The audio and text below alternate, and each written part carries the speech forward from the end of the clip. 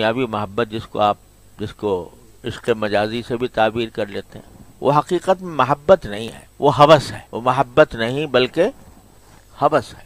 ہوس ہے اس بات کی کہ میری نفسانی خواہشات کی تسکین ہو، وہ محبت ہوتی ہے دنیا میں۔ یہی وجہ ہے کہ وہ محبت ہوتی ہے کسی ایسی چیز سے کہ جو فنا ہونے والی ہے۔ کسی کی خوبصورتی سے محبت ہو گئی تو وہ خوبصورتی جب تک ہے اس وقت تک وہ، کیونکہ اس سے خواہشات کی تکمیل ہو رہی ہے، لہذا وہ باقی ہے جب تک ہوس کی تسکین ہو رہی ہے۔ جب ہوس کی تسکین ختم ہو گئی تو محبت بھی ختم۔ پھر وقت گزاری ہے، وہ پھر جو ہے وہ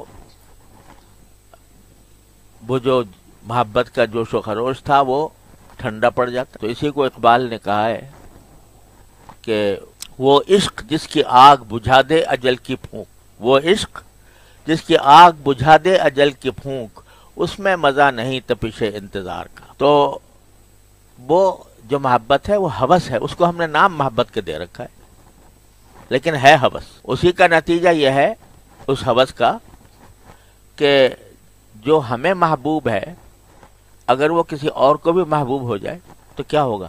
اس میں اس سے غیرت آئے گی، وہ رقیب بن جائے گا، اس سے دشمنی ہو جائے گی۔ اور جو حب حقیقی ہے اللہ جل جلالہ کی تو وہ ہوس نہیں ہے، وہ محبت ہے۔ لہذا جو اس سے محبت کرے گا اس سے بھی محبت ہو جائے گی۔ اسألک حبک بحب من یحبک، جو آپ سے محبت کرتا ہے مجھے اس سے بھی محبت ہے، وہ تو وہ ہیں، تمہیں ہو جائے گی الفت مجھ سے، وہ تو وہ ہیں، تمہیں ہو جائے گی الفت مجھ سے، ایک نظر تم میرا محبوب نظر تو دیکھو۔ تو جو محبت ہوتی ہے اس میں رقابت نہیں ہوتی، ہوس میں رقابت ہے کہ جس سے میرا تعلق ہوس کی بنیاد پر ہے، اس سے اگر کسی اور کا شائبہ بھی پتہ چل جائے کہ دوسرے کو بھی ایسی ہے تو کیا ہوگا؟ دشمنی پیدا ہو جائے گی۔ اور جو حقیقی محبت ہوتی ہے، جو ہوس نہیں ہوتی، وہ حقیقی محبت ہوتی ہے، تو وہ حقیقی محبت وہ اس کے بے شمار رقیب پیدا ہو جائے۔ سبحان اللہ، جو بھی محبت کرے میری اس سے بھی محبت ہے، کیونکہ میرے محبوب سے محبت ہے اس کو، لہذا مجھے اس سے محبت۔ اور جب یہ محبت آ جاتی ہے تو پھر دنیا کی جو محبت بھی ہے وہ بھی اس کے تابع ہو جاتی۔ جو ہوسناک آدمی ہے، جو ہوس والا آدمی ہے، وہ تو چند صفات کے اوپر مر مٹا ہے، وہ صفات ختم ہو جائیں گی تو اس کی ہوس بھی ختم ہو جائے گی۔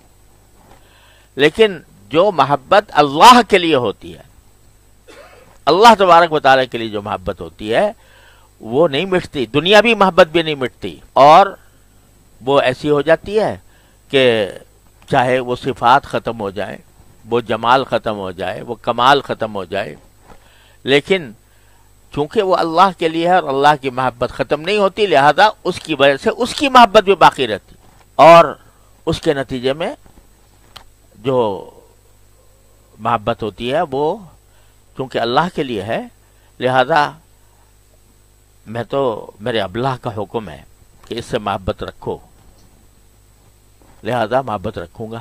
وہ ہوس نہیں ہے، وہ محبت ہے۔ اور یوں تو فی نفسی ہی اگر دیکھا جائے تو ہر مومن جو لا الہ الا اللہ پر ایمان رکھتا ہے اس کو کسی نہ کسی درجے میں محبت ضرور ہوتی ہے، جبھی تو وہ ایمان لایا، اگر نہ ہوتی تو ایمان کیوں لاتا؟ لیکن وہ محبت دب جاتی